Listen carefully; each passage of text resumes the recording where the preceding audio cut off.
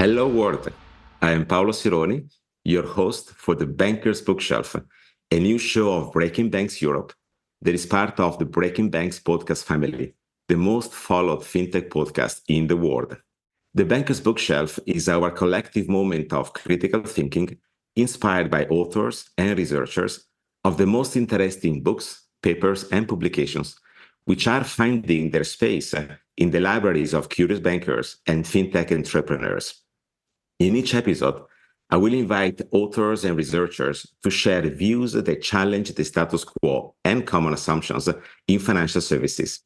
They challenge business culture and technology expectations to help us understand the banking present and its fintech future. With that, we can all make better informed business decisions. And I have the pleasure today to have in our first episode of the Banker's Bookshelf, Sangeet Paul Choudary. Sangeet is the founder of Platformation Labs and the best-selling author of Platform Revolution and Platform Scale. He has advised the leadership of more than 40 of the Fortune 500 firms. His work on platforms has been selected by Harvard Business Review as one of the top 10 ideas in strategy, alongside Michael Porter, Clayton Christensen, and others. Sangeet is a member of the World Economic Forum's Global Future Council, an entrepreneur in residence at INSEAD Business School, and the youngest ever recipient of the IIMB Distinguished Alumnus Award. Sangeet is a frequent keynote speaker at leading global forums, including the G20 Summit, the World 50 Summit, the United Nations, the World Economic Forum, and of course, the Banker's Bookshelf. Sangeet, welcome to the show. Thank you, Paolo. Pleasure to be here. Sangeet, I'm super excited that you're joining me for the first show of the Banker's Bookshelf. And what we want to do is we started talking about Platform Revolution. You're an amazing bestseller. I've been reading it many times and I have a lot of annotations, but I know that you're also currently working on a new book with a launch expected next year. But anyone in the audience can join me and thousands more to watch you building it in public at platforms.substack.com starting April 2024. Now, let me share with the audience more or less what I got out of your literature and research starting from Platform Revolution. I just highlight some concepts and then we deep dive into the conversation so that you can explain yourself in your own words, your research and amazing thinking. Key to your stories is often the concept of unbundling and rebundling. Now, most disruption in fintech happens through unbundling banks, but most venture returns are realized through rebundling because digital technologies collapse transaction costs. Now, rebundling involves bundling multiple unbundled capabilities into a cohesive, customer-centric offering. For example, venture capital chase unbundling because unbundlers hold the promise of rebundling and capturing value. However, in the end, most venture money is lost because only a handful of the fintech rebundle. It's easier to break than to rebuild. Square, Plaid, Stripe are a few of the unbundling fintechs in payment that successfully rebundled and now dominate one or more horizontal layers in the value chain.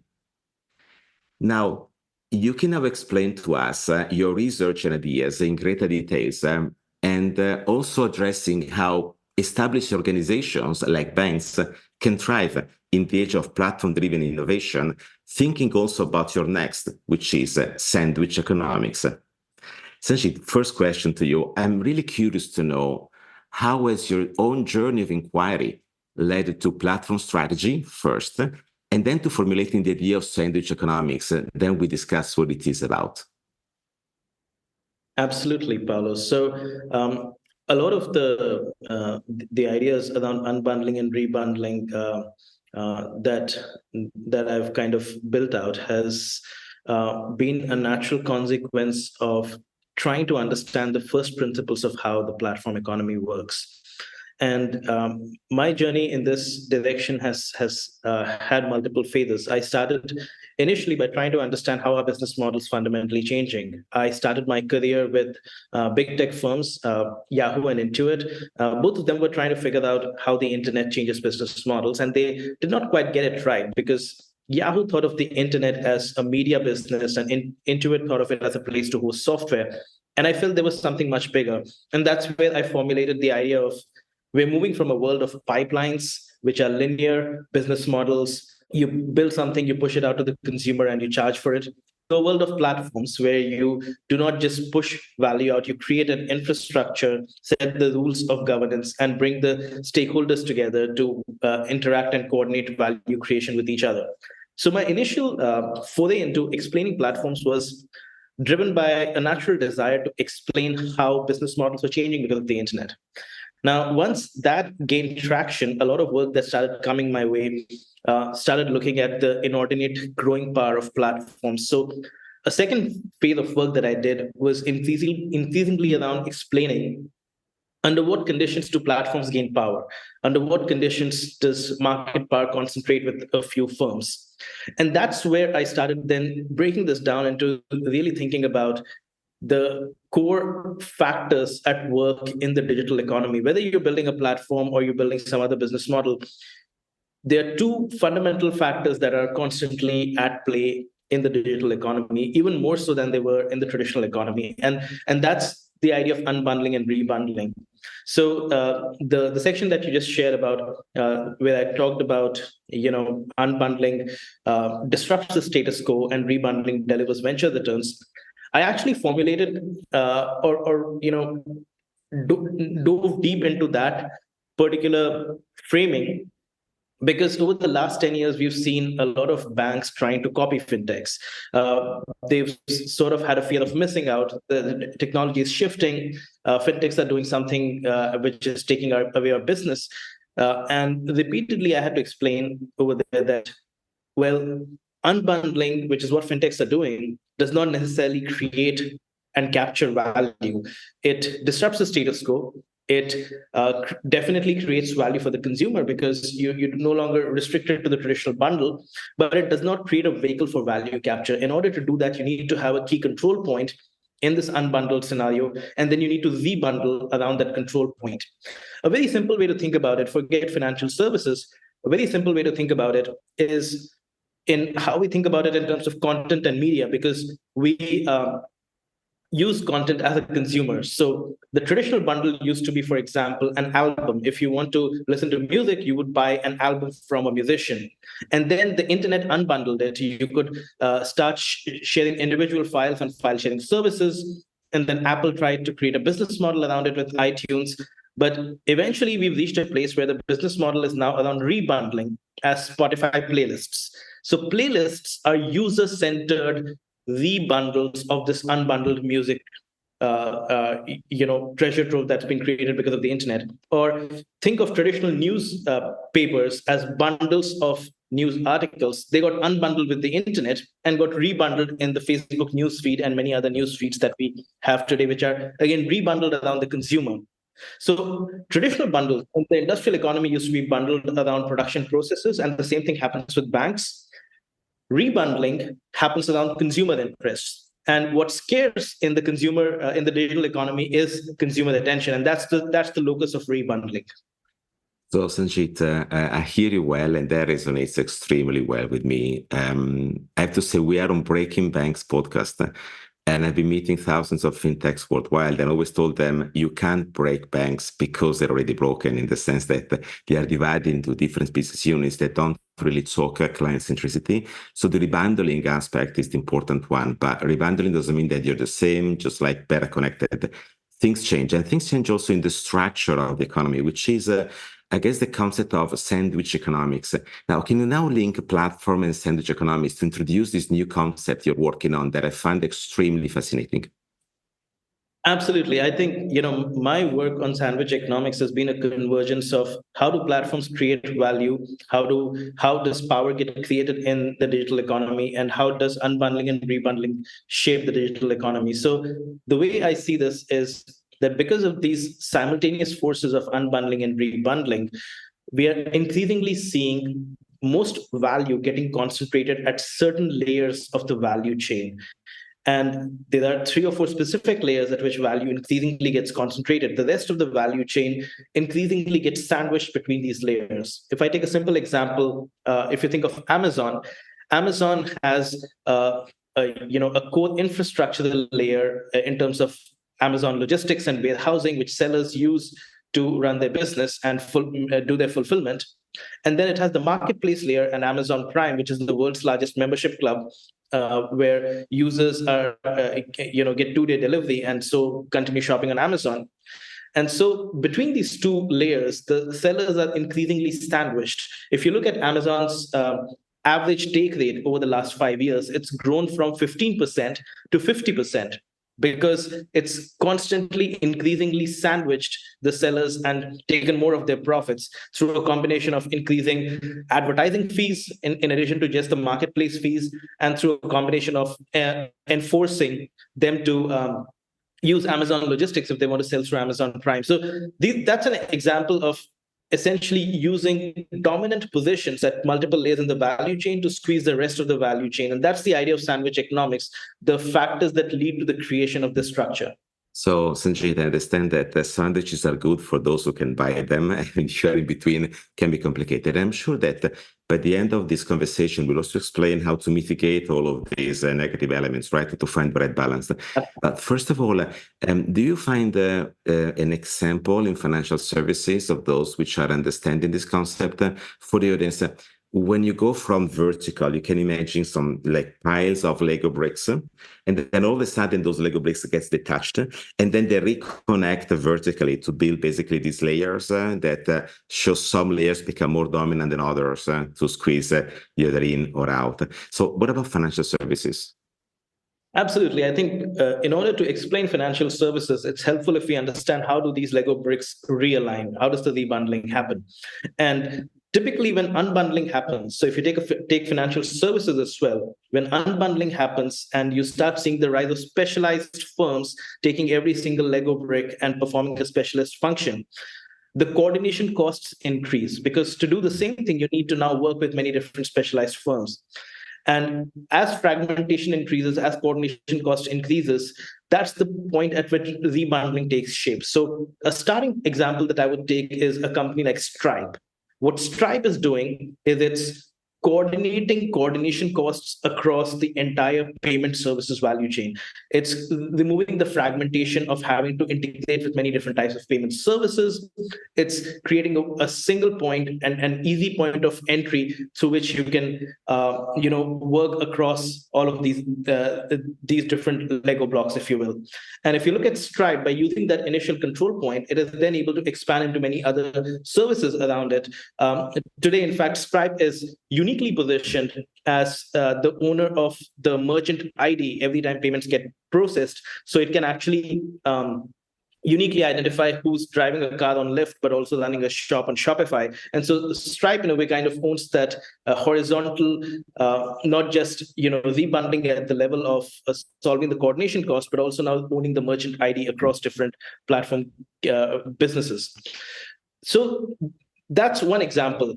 There are two other places at which rebundling happens. One point of rebundling is closest to the customer. So if you look at most companies outside financial services, a lot of rebundling has happened closest to the customer. If you think of Amazon Prime, that's a point of rebundling close to the customer.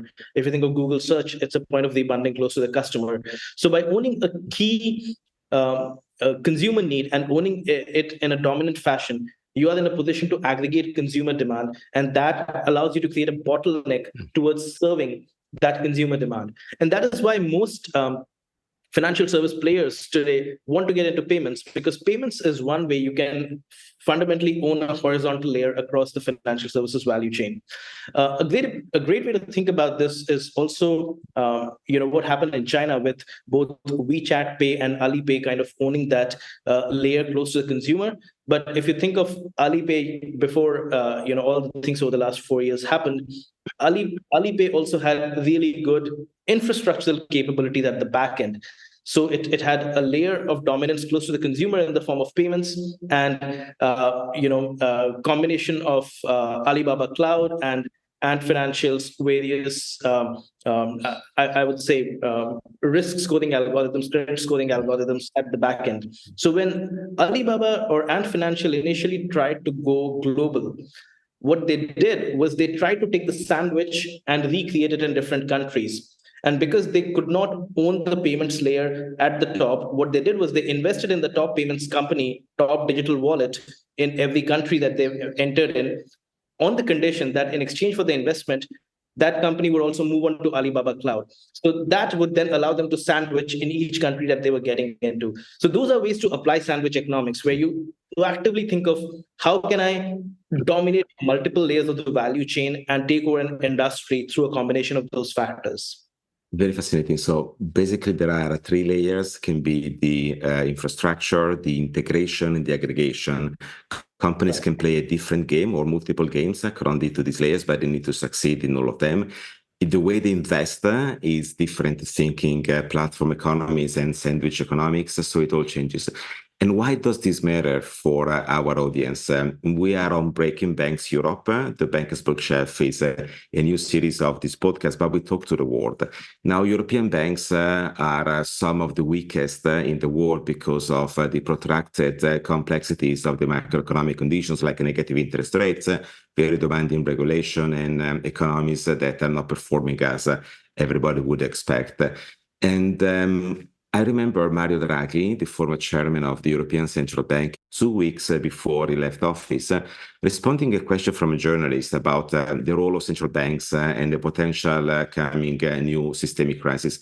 And what he said is that, of course, banks love positive interest rates, so favorable macroeconomic conditions around them. However, he goes, look at their cost-income ratio, is particularly way off. And he concludes, what banks have to do is to adjust their business models to the digitalization of financial services. When central bankers talk, every word matters. They don't say they have to digitalize existing business models. They say they have to change those business models to get the benefit of technology. Now, thinking platforms and thinking sandwich economics is essential to know how to adjust those business models to move forward. Otherwise, they will miss a huge boat. So the question becomes, can you help us understand what is a business model in this space? Now, more or less the strategy we depicted, but how can we envision these business models?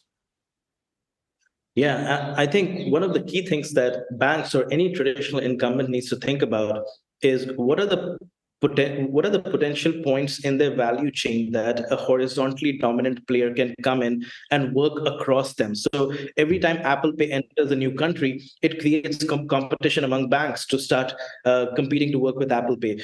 On the other hand, if you look at how banks worked in Sweden to create Swish in consortium with each other, they created that horizontal dominant layer and created a central position within that value chain. So if you think of any value chain, there are certain points at which you can start seeing horizontal dominance emerging. And so what you want to proactively think about is what are the points in the value chain where that kind of a horizontal play can emerge.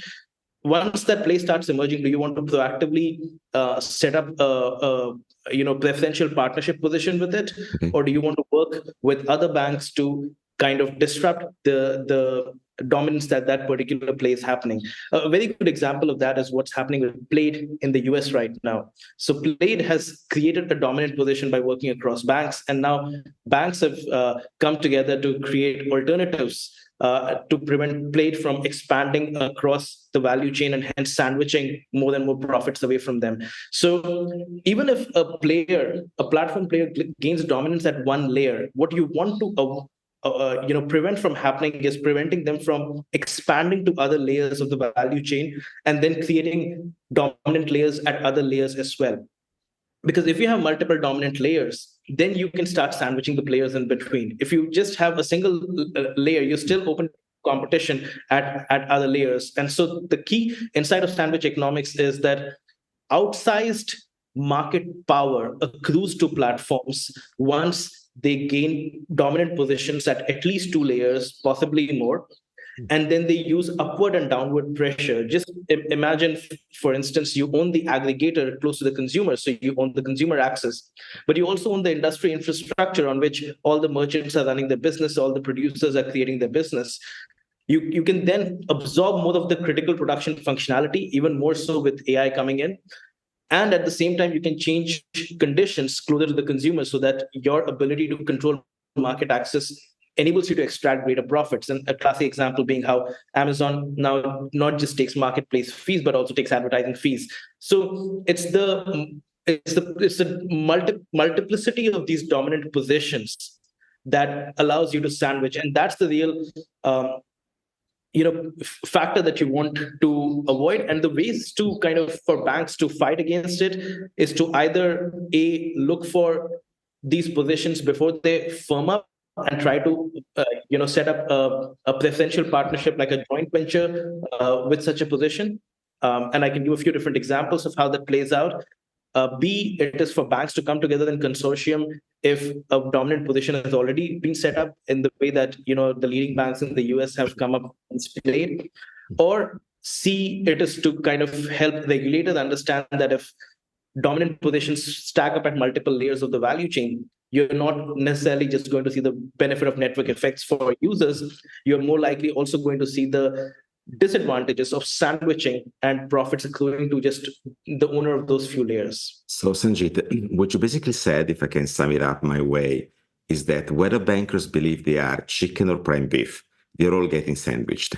So they need to understand how to deal with that. And to deal with that, they need to open up more architectures and business perspectives and work with ecosystem and partners. They need to understand the sweet spot in the sandwich economy and start leveraging from that one. And there will be a variety of different ways of positioning for banks to do so. That also depends on regulation, the different markets, basically, they are working in. In my own literature, I discuss the emergence of contextual banking and conscious banking. That means how you embed yourself into different journeys. Some banks are actually trying to orchestrate those platform economies themselves, or you basically build advisory platforms where the value shifts from the product to the relationship and need to understand how to coordinate a complex ecosystem to be paid for the value that you have to generate. One key element that I always discuss with my audience is that the complexities of financial services is that mobile technology, which is where a lot of the platform economies are, if you like, realized in front of the consumer, is a technology of the demand. That means you go on Amazon not because you want to see what happens, you want to buy Sangeet book, and I all recommend to buy Platform Revolution and then stay tuned for the new book.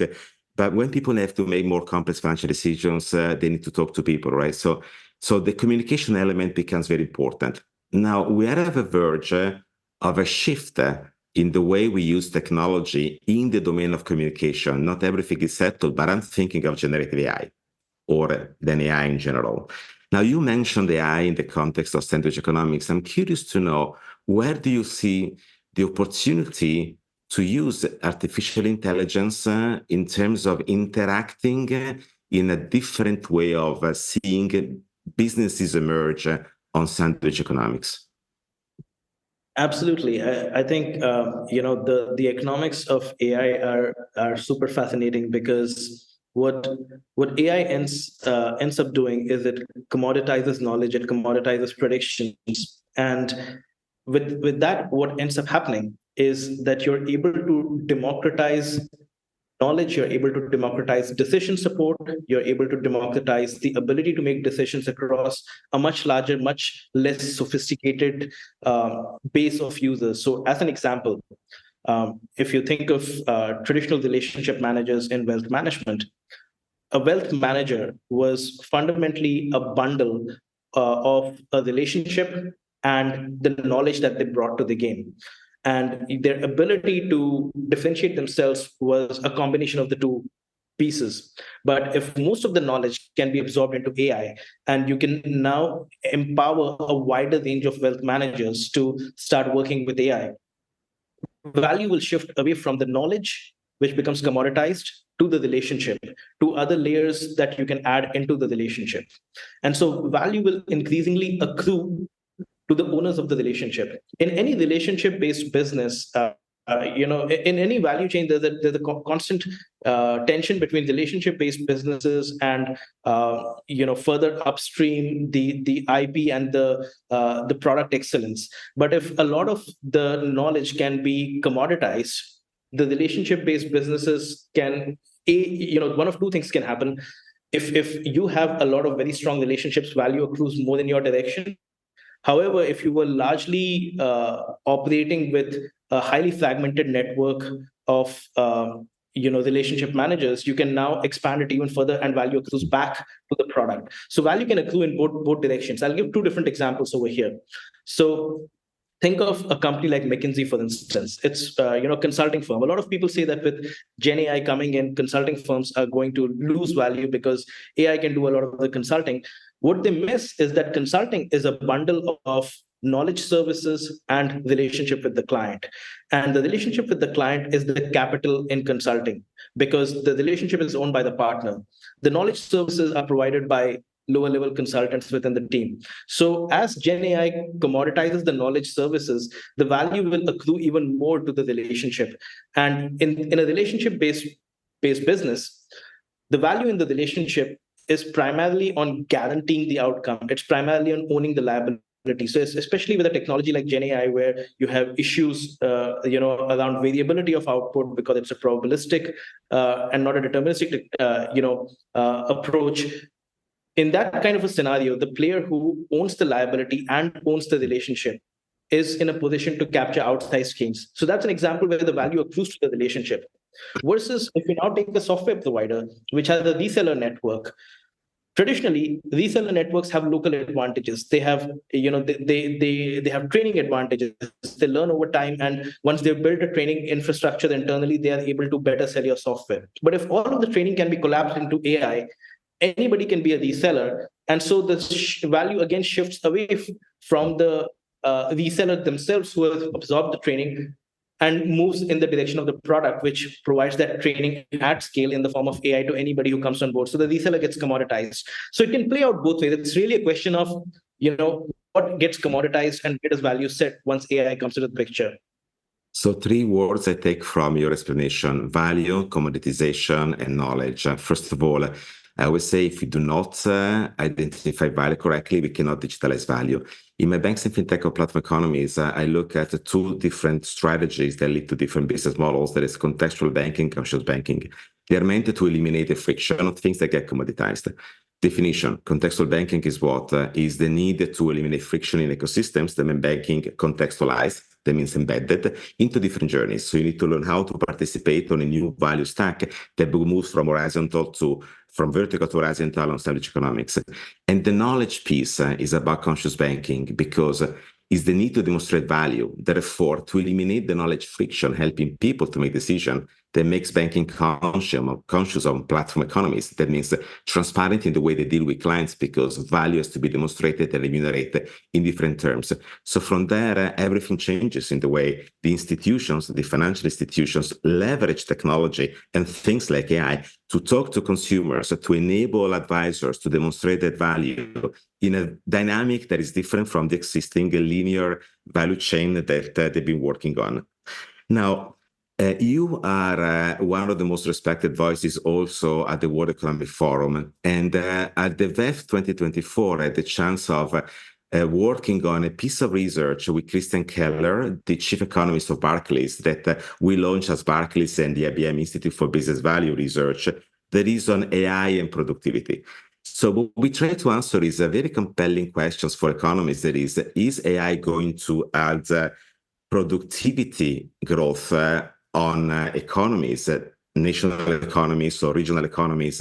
Would there be a problem instead? So what is the story around that? And why does it matter here? It matters because I don't know if you watched the thousands of people on the Champs-Élysées at the New Year Eve in 2023. They were all watching the Arc de Triomphe with their iPhone or Samsung phone. And somebody took a picture. So all of those screens, thousands and hundreds of thousands, all waiting the moment to capture the New Year coming and the fireworks. Now, all of those guys were working for free on the platform economy because they were adding value to the platform, they were using it to be relevant. So it can also happen that the way we measure productivity is not correct or consistent with what happens on the platform economy and with sandwich economics. So my question to you becomes, how does sandwich economics determine also the geopolitical competitiveness of countries? What do we have to consider to understand it, measure it, and build it for us? Yeah, I think sandwich economics is increasingly going to shape how geopolitical competitiveness works over the next few years. And the reason for that is it's twofold. One is that we are seeing a small number of a small number of countries creating most of the digital infrastructure that the rest of the world is going to use. Concentration. Exactly. And a good example of that is what's happening with India Stack and many other public digital infrastructures that they're creating, which are now being used by other countries in the global south. Another example is, a country like Singapore creating port technologies that are going to be used by ports in other parts of the world. Before, the shift in strategy or lack of it over the last 4 years for China, through much of the 2010s, China's Belt and Road Initiative was also about exporting trade technology, exporting payments technology, exporting smart city technology and national identity technology to countries around the world. So what we're seeing is a systemic shift towards exporting digital infrastructure at scale and creating that infrastructure layer at a globalized level. And that, I believe is going to be the primary driver of how globalization happens in the next era. It's going to be less about which countries come together in bilateral agreements. It's going to be more about which countries agree on the common standards because of the digital technologies that they are using, which have those standards embedded in them. And so, yeah, sorry, go ahead. No, they don't want to interrupt. Let's say the first time I worked in China was in 1999. It was an assignment by the World Bank to provide a credit training for the board of the City Commercial Bank of Nanjing. And that was the beginning of the second opening phase. And now we're at the beginning of the third, it's 20 years each. It always fascinated me, whatever is one's take, about how much the Chinese have been thinking platforms and digital economy, looking at what happens inside and outside. So there's something there that is relevant. But of course, there's not all is not all gold what glitters. Sometimes this generates also problems on a variety of fields. So the digital economy changes our relationship with society, with institutions, with government. So what are the negative effects that you see that are emerging through this shift on platforms to sandwich economics? And how can digital economies counter this negative effect? We want to make sure that while we understand this is coming, we know how to make it better than anybody else. Yeah, I think one of the key aspects is that, and this goes back to also to some of the points you raised earlier about how you measure productivity, etc. But one of the key framings to understand the digital economy is to really think about in terms of where is value concentrating and where is value migrating away from.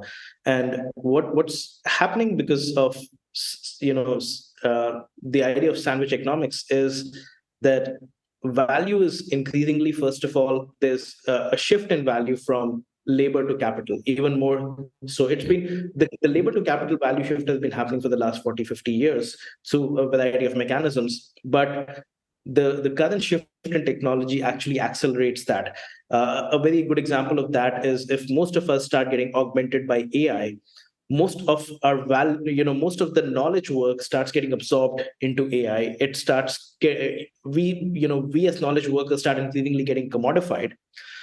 AI is a self-learning technology, and so the more we use it, the better it becomes at absorbing that knowledge work. So at the bottom, you have an ever-improving infrastructure of knowledge work, which is AI. And then increasingly, as we get more commoditized as workers, platforms are better positioned to allocate work to us. A simple example of this is one of the most efficient platforms in the world. And I say efficient, I'm not saying it's the best business model, but it's highly efficient, is Uber. It always helps you find a driver close by. And the reason for that efficiency is that it has commoditized the driver so that the driver is fully substitutable. So you will always find a match. Versus in a platform where you have not had that kind of commoditization, where every worker is unique, finding a match may be more difficult, but it also helps you get more unique and relevant skills. But with Uber, what we see is with Google Maps, the advantage that cabbies had, that drivers had, it gets democratized. Anybody can now navigate a city using Google Maps inside Uber. And so if you extend that to the other extent and say, once knowledge work gets commodified, the way navigational capabilities got commodified into Google Maps, then most knowledge workers start getting increasingly commoditized, and they can be managed through centralized making mechanisms the way Uber manages drivers. So if you combine centralized market making mechanisms at the top with increasing AI infrastructure, improving AI infrastructure at the bottom, you start seeing this increasing commodification of the worker and an increasing shift of value away to from labor to capital. And the McKinsey example is a great example of value shift from labor to capital. In the future of consulting, lower than consultants will go away, but or will be replaced by AI. But the ones who are who own the client relationships and who are willing to own the liability will gain outsized value. So we're seeing sandwich economics actually increasing the capital labor divide. And we're also seeing, the combination of centralized market making with increasing commodification because of AI at the back end, taking power even further away from workers. So that's really, one of the key issues that plays out. Sangeet, as I said at the very beginning, the banker's bookshelf is there for the curiosity of bankers and fintech entrepreneurs. And you make me curious here. You pick my brain for a last question. Now, I released a month ago the 2024 Global Outlook for Banking and Financial Markets as the IBM Institute for Business Value. It's a work on AI, regenerate banking with AI. And there's an interesting data point inside this one about the future of work and the cultural transformation. Since 2016, we asked 3,000 executives what they believe is the most important skill set for the workforce. And we had a list of 12, STEM, and basic IT skills were number one, number two. Then down the line, you had things like time management and then creativity. I guess in a sense, many believe that engineers or STEM cannot be creative, and I don't believe there is a trade-off here. But we've been asking this consistently every year. And do you know what is the ranking in 2023 where STEM stands? I think it's You don't know? much. You haven't read the paper? I will send to you. Number 12th. The last position, and so basic IT skills. Creativity went up, not much. What went up is time management and prioritization. Now, there is a picture that is actually a dynamic picture, it's in flux. It's not that STEM is not important. I think that industries are realizing that the world that they live in, that became faster and faster, is very complex. And there's a lot of complexity inside them. As time management and prioritization went up, but they don't know how to prioritize. They don't know how to create the elements of value that can be shared. So basically, they can hire new talent or technology, but they can't perform because they're precluded from contributing and sharing value. Now, this is an issue of platform economies inside the organization to me, because did companies were capable of reorganizing themselves on a platform economy to allow people create units of value with their personal skill sets or with technology that can be shared, that is composable, that can be replicated in a way that can move forward. That would be essential. I think that your thinking also applies here inside the organization, not just outside in the way they conceive themselves, because they are ecosystem platforms in essence. So having said that, I think that AI might not replace workers. In some cases, it could happen, but it's people working with AI that will be able to advance compared to the others. What do you see in the future of work, thinking about the cultural implication of sandwich economics, to wrap it up? Yeah, I think there are we will see in certain cases AI replacing workers. In certain cases, we'll see people getting better with AI. Mhm. In a lot of cases, I believe that we'll see people coexisting with AI, but losing the ability to charge a premium for their work, because a lot of the premium in their work relates to the knowledge that they have built over time. And if that knowledge becomes commodified, which means that a less trained worker can perform at the same skill set skill level as a better trained worker, then your training advantages start going down.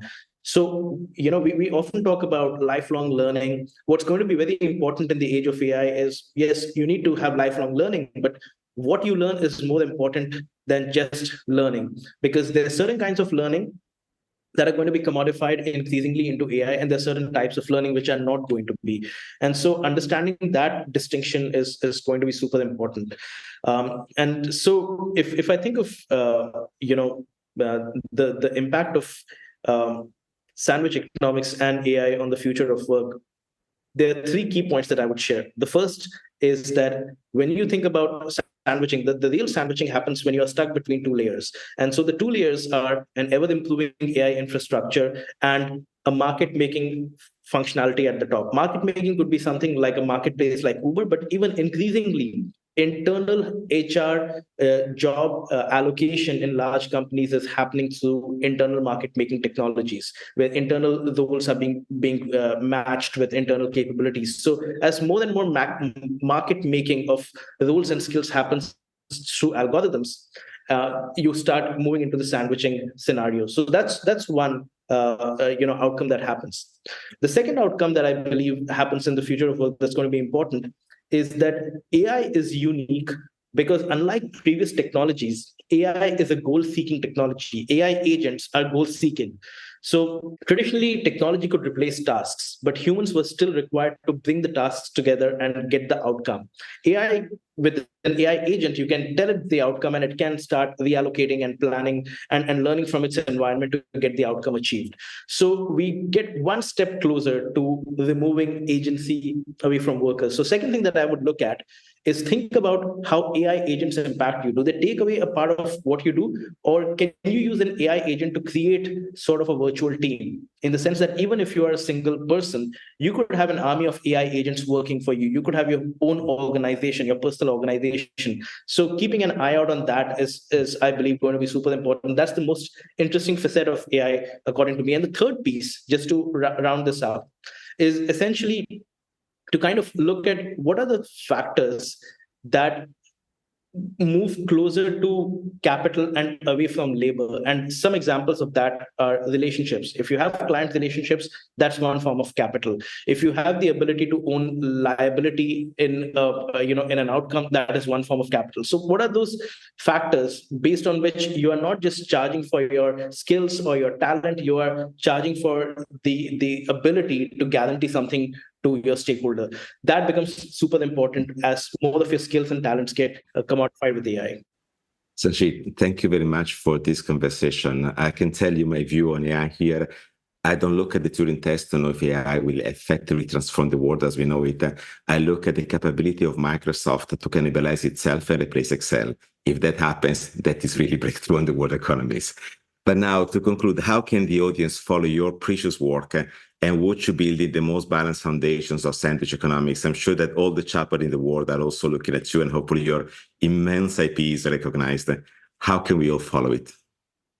Thank you, Paolo. I think I'm in the process of writing this book and bringing this idea out, and I'll be writing this in public at my newsletter, platforms.substack.com. So I'll be building up the ideas over there week on week, and that's one way to kind of see the idea evolve in real time until we get to a point where it comes out as a book. I'm already there and invite everyone to go there as well. It's pretty interesting. Thank you very much, and thank you everyone for attending this first episode of The Banker's Bookshelf, which I remind you is our collective moment of critical thinking, inspired by authors and researchers of the most interesting books, papers, and publications, which are found in their space in the libraries of curious bankers and fintech entrepreneurs like Platform Revolution of Sangeet Choudary.